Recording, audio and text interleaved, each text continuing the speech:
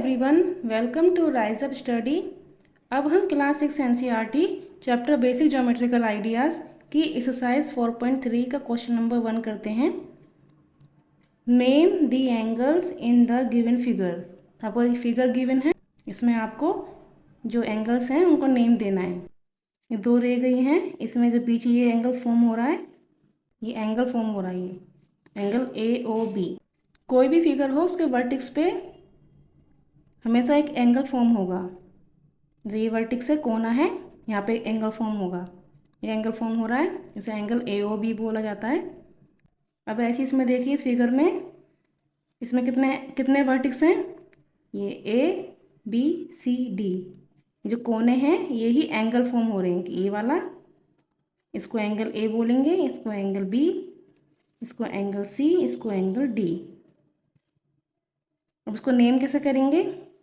अब angle A को हम कैसे बोल सकते हैं? अब हम एंगल A को हम दिखाएंगे तो उसको हम कैसे लिखना है? चाहे उसको BAD लिखिए, एंगल BAD, या फिर एंगल DAB। जिस भी एंगल को हम दिखा रहे हैं, बता रहे हैं, तो वो बीच में आना चाहिए। DAB और BAD, इसकी तरह ऐसा फॉर्म हो रहा है ये, तो ये एंगल फॉर्म हो रहा है, तो उसको हम लिखते हैं। ये एंगल A को हम दिखा रहे हैं, तो चाहे इसको एंगल BAD लिखिए या फिर एंगल DAB, तो हम BAD लिख देते हैं आंसर में।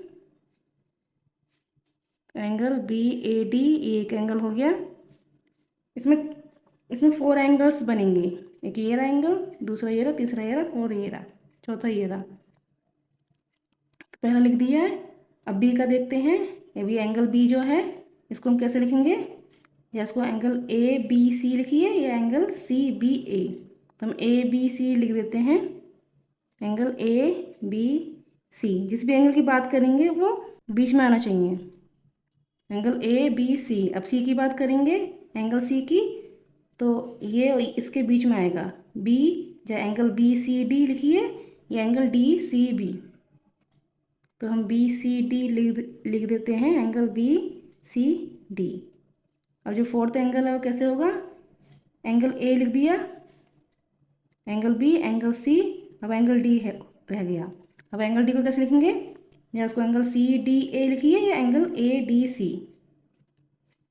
तो हम CDA लिख देते हैं, CDA। तो ये 4 एंगल्स हो गए। तो उसमें इस फिगर में 4 एंगल्स ही हैं, उनके हमने नेम दे दिए हैं।